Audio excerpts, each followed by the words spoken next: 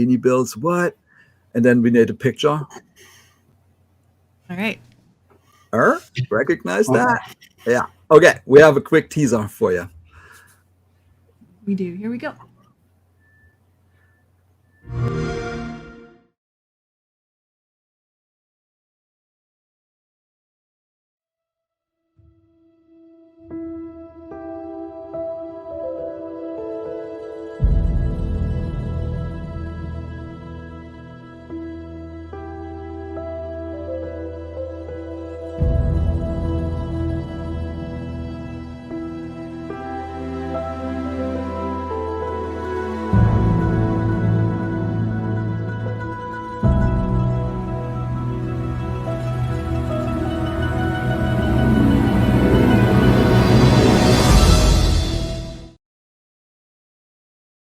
All right.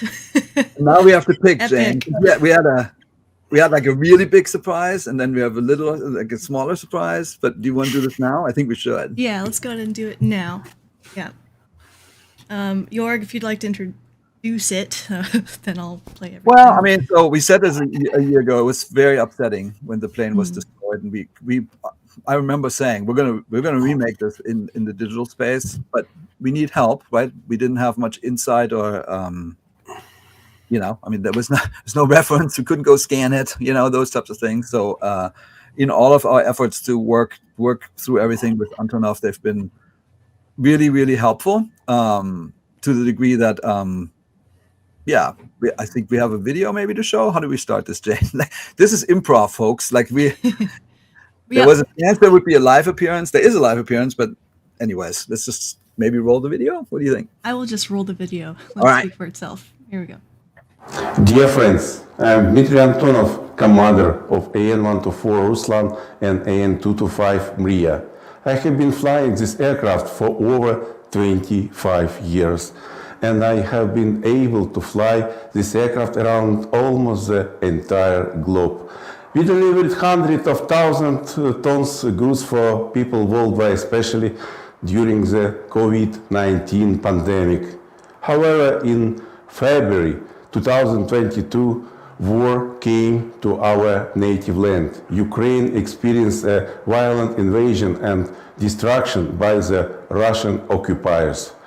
It includes the attack to Gostomel, our airfield, and the home base for An-225.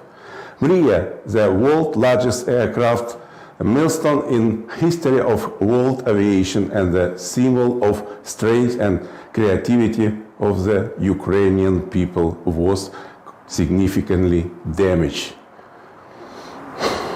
Mriya means dream in Ukraine, and the dream cannot be destroyed. We are sincerely thankful for everyone who helped us restore this glorious giant. Microsoft company came to Antonov company with the initiative to revive An-225 virtually for now. Antonov company grateful assist in the implementation of this idea. Today I am happy to welcome you on board world's largest transport aircraft An-225 Mriya. They often ask me if such unusual aircraft control differ from the smaller machine piloting. Well, there are no particular differences during the flight. However, the An-225 crew is quite large. Usually it consists of 6 or 8 specialists, each performing their function. Thanks to this team works as a single indivisible mechanism. The main difference in the management of the Mriya is noticeable when taxiing on taxiways and making turns on taxiways or runways. After all, one must be aware that the cockpit is a height of 4-story building, and when turning, one must consider this wingspan of 88.4 meters. This is football field. However, thanks for the designer of the landing gear, this machine can make U-turn on the area only 56 meters wide. But of course, there are questions of training and using of experience gained. Thanks for Microsoft team, my colleague and I had opportunity to test Microsoft Flight Simulator with An-225 aircraft. I can say with confidence that you will succeed. I sincerely wish you to enjoy the wonderful, unique feeling of height when you're in hand and a powerful, unsurprised bird come to life, which feel so beautiful, light and elegant in the sky. Feel free like fly, be brave like Ukraine. Mriya is coming. Let's revive the dream together.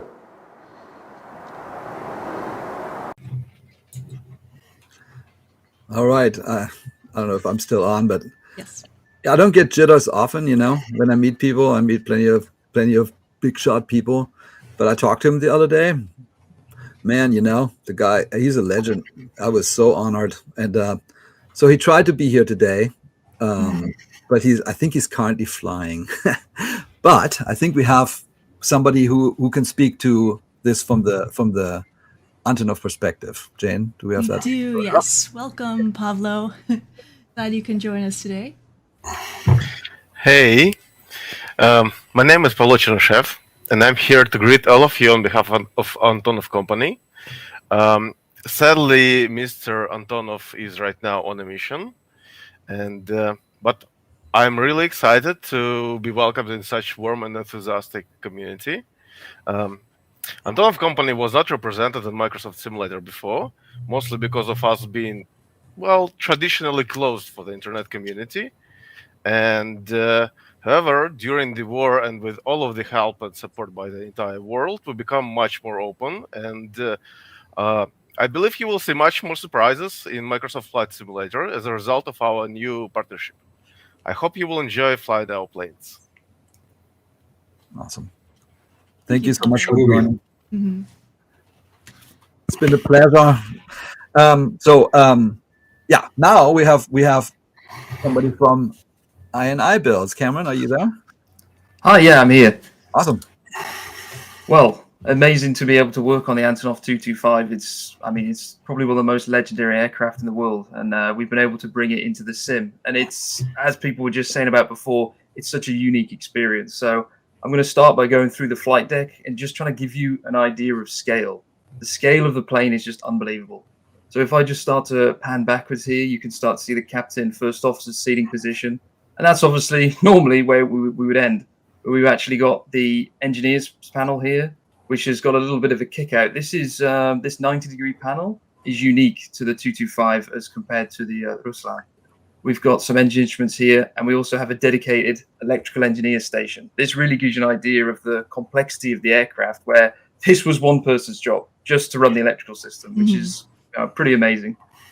If I then pan across to the other side, we've got the navigator station here and the radio operator. Often forgotten, as they say, the radio operator, but he's got an important job. And if I just pan back to the rear of the aircraft, you start to see really the size of this flight deck. It's just so impressive when you see it like this. We've also been able to model this sort of rear passenger area. So we go back here, and this is where the crew would rest. These are actually beds that pull down in flight. So this is where you can rest here, and they're kind of reminiscent of quite a lot of like cross benches, things like this. And what we're going to do now is I'm just going to head downstairs in the aircraft. So this section of the aircraft is the only part that's pressurized. So this door, why it looks pretty robust, is because it has to hold the pressure back in flight. But we can actually head down the ladder just down here and take a look at the massive cargo area. Now, one thing I tend to do when I'm in here that's pretty funny is I kind of end the camera here because it feels like this is your natural head height because it's so big. But actually, it's all the way about here, which is pretty amazing. When you just see the scale of this aircraft, it's pretty unbelievable. Incredible. This floor here, you might see it's kind of got like you saw it in the trailer, really, really nicely illustrated. It's got a funny color. The first time I saw it, I was like, it doesn't look right. It looks kind of odd. And it's because this is solid titanium, which is pretty impressive that this whole floor can support up to a payload of 255,000 kilos, which is by far the heaviest load taken by any aircraft. It's almost 100 tons more than the second highest, which gives you an idea of where we're at in terms of weight. So I'm just going to quickly go on to the outside view here. This, I've made sure I've calibrated it again. This is kind of the head height for the aircraft. So this is what you would see if you walked up to the 225 during a walk around, and you see we've really tried to capture a fair bit of the detail here. You've got the pitot tubes, angle of attack, and the Antonov livery on the side here. It's got the very unique double bogey at the front, and I know quite a few people say, well, what is the point of that? It's got two reasons. Number one reason is to spread the weight of the plane, because all the airports in the world aren't designed specifically for the amount of weight. So they have to spread it across. So that's why they put those here. And it allows the unique kneeling function, which we'll take a look at shortly. If I just quickly move back here, you can see the 3 engines, so 6 engines in total. These are Motor Sich D18 engines, really powerful, 51,000 pounds of thrust each, which if you're trying to think of an equivalent, it's about the same as the CF6 engine. So in the A310, it's like having 6 engines from the A310 plus a bit more, which pretty impressive. With the landing gear here, you've got the very unique landing gear from Mriya. It's these rear 3, which was really nicely illustrated in the trailer as well. They actually steer. So if you move the nose wheel to the right, they will steer to the left in the opposite sense. And this allows proper handling on the ground. And it was something during development. The first time I tried to taxi the plane, I thought, God, it's really hard to taxi. This doesn't seem right. And it's because in the flight model, we didn't have the rear wheel steering set up. And when you set that up in the flight model, it actually is, it's not bad. It's actually pretty maneuverable, to be perfectly honest, for its size, for its actually just pure absolute scale of the airplane. I'm just going to go to the wingtip just to give you an idea of how big this aircraft is. It's such a monster. It's amazing. So one thing we were able to keep in the aircraft as it's a tribute, and also it's an important part of the airplane, is the data plate. Now, the data plate comes on every single aircraft and every single Antonov aircraft as well. And I'll just try and get a little bit closer. And you can see this shows all the information from the aircraft there, and it will be put on the new Mriya, they've said, and it's survived. And we've replicated it here on the aircraft as well. Here we have the APU. You might notice I said APU. We have 2. Everything on the Antonov is big. There's more of everything. It's got more batteries, more engines, more everything. So there's one either side, and it's also at ground level, which is unusual, but it makes sense because they're trying to keep the weight as far forward as possible. On the tail, this is very unique. We have the double boom tail. So basically, rather than having the single fin, we've got it on the either side like this, and there's no fin in the middle. I'll move back around this side, and we'll shortly hop back into the cockpit because it's pretty much the same thing on this side. So let me just hop back in quickly and quickly head back upstairs, which does take a while. It takes a while to get everywhere. So I'm just popping my head back through here. The cargo loading we're going to look at now. So I need to turn the power onto the aircraft. So here we've got the batteries. Like I say, there's more of everything in the Antonov. There's 5 batteries. So we're going to put them up into the automatic position, and this connects all 5 batteries up to the aircraft. Just turn on the transformers, and you can probably start to see why this is someone's job. It's pretty complicated. And I'm going to start up the auxiliary power unit quickly now.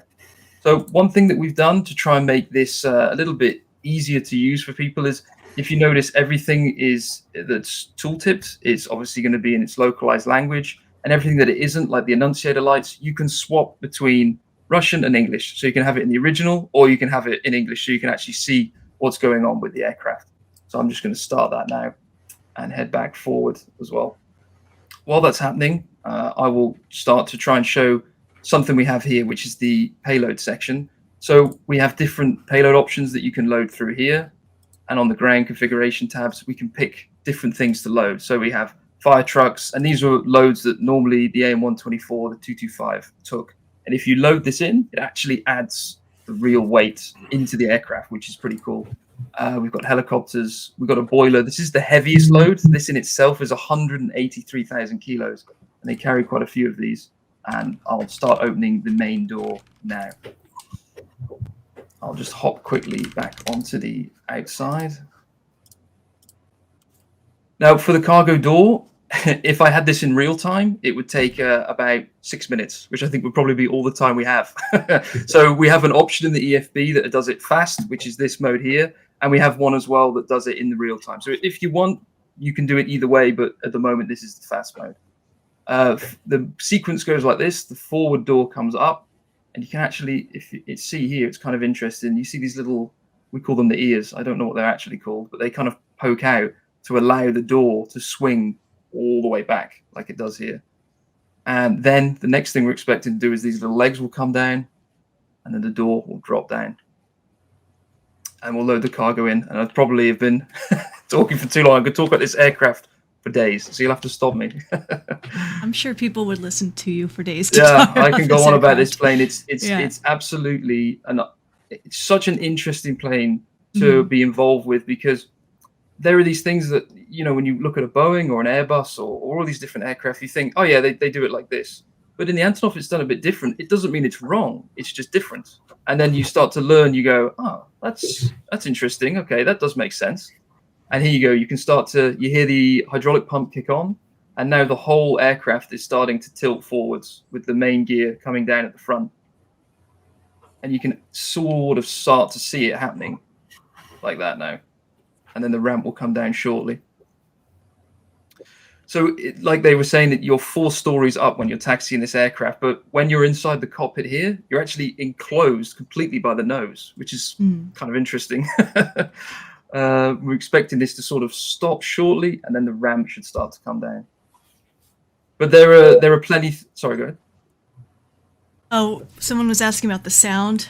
It has some awesome sound, but you just can't hear it in today's presentation. Oh, sorry. Yeah, the sounds, we've taken them a lot from real references as well. So you can, there's doors sounds, there's hydraulic pump sounds, there's ones for the APUs. Everything is in there, and it's all you know, a really nice, authentic recording as well. Awesome. So now you can see the ramp going up, and we can quickly hop back into the cockpit if I do that now, and just move my camera back down again. So I'll quickly choose a payload. So let's, for example, let's take the train. And if we now pop onto the outside view, you can actually see it's, if I load the cargo now, sorry, on the fire trucks. Oh, I think I may have done something slightly wrong here. Sorry about that. Let me just choose the payloads, load this up here. I'm seeing a couple great questions. We'll answer those as soon as. Yeah, no, go ahead. Answer the questions now. I can go through those. Yeah. Someone's wondering, just like how there was an enhanced edition for the A310, if there going to be an enhanced edition for the An-225. From what I understand, no, it's going to be just a single package, which is what you see here. So this is what we'll be offering across every platform. Okay, nice. I think that's probably about it, really. I can try and set this to a bit of a nighttime, and we will just show you some of the cockpit ambience we have here, which is really, really great, because it's such a large working space. You can kind of have a lamp here, and I absolutely love putting up the desk lamp here, and you can just sit there, look back, and it's like a mobile office. It's great. This is phenomenal. Cameron, thank you so much for this tour. Worries. And a really incredible job by you and the iniBuilds team. Well, before you take off, Cameron, do you want to tell the story about you meeting? Absolutely, Antonov? Yes, we were able to go down and meet Dmitry, and we were able to show them the aircraft as well. So we were able to get feedback from what they thought, what seeing the aircraft, and they really like the aircraft, because it's one of those things where to see it again in the sim is something else as well. And it's always great to be able to get feedback from the people. There's only a handful of people that have flown this in real life, and we were able to meet them, get interactions with them, and get feedback from them directly, which was, I mean, as you said before, he's a legend, and meeting a legend is always a great day. All right, and then do the fans work? The fans, that's a great question, and they do. So let's have a look. And it's got a very satisfying animation, if I might add. So The fan control is up here. So this is the fan on the captain's side. And I'll just make it a bit brighter so we can actually see it kind of kick on a little bit better. There we go. So the fans do work, and you can turn them around. So and Great addition. yeah. There we go. All right. Well, super. Thank you so much. Thank you very much.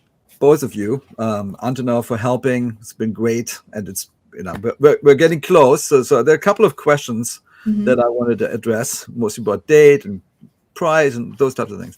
So when all this happened about a year ago, remember we did a marketplace sale where some of the proceeds went to help a specific organization in the Ukraine to help with I think families and kids in that particular case. In this case, we were determined to help do something for Mriya, which means either rebuild the Mriya or commemorate the memory of the Mriya. And the way we're going to do this is we're planning on giving the money. So it's a pay-per-plane. I should say it's $20 or $19.90 or whatever, something like that. And we will take zero money. We will send everything to the Ukraine. The plan is to send it to Antonov, and Antonov will commit itself to use that money for the rebuilding of the Mriya. That is the current plan. It's not 100% locked. Like the paperwork is not exactly dry, the ink and stuff like that, but that's the intent. And that would make me super proud, because that is preserving. We always say, digital preservation is great and all. In this case, we can actually do something about the real world. So let's just do it. Fantastic. Thank you so much. Oh yeah, and then ship date. Yeah. Ship date. Yeah, so somebody smart said something about WASM. That is true. So this plane has WASM in it, which puts it in an interesting situation. So we want to launch the plane on the 1-year anniversary of its destruction in the real world, which is February 27th. But it's WASM, and it's a package, so therefore the Xbox version unfortunately won't be available till March 4th. Sim update 12, whenever exactly it ships. So we're sort of like, damn, should we wait for the Xbox thing, or should we just ship it on the PC? I feel like we should honor it by releasing it on the day, on the 27th, and then you get the Xbox version when Sim Update 12 is done. That's the current plan. Okay. Play it now with Game Pass.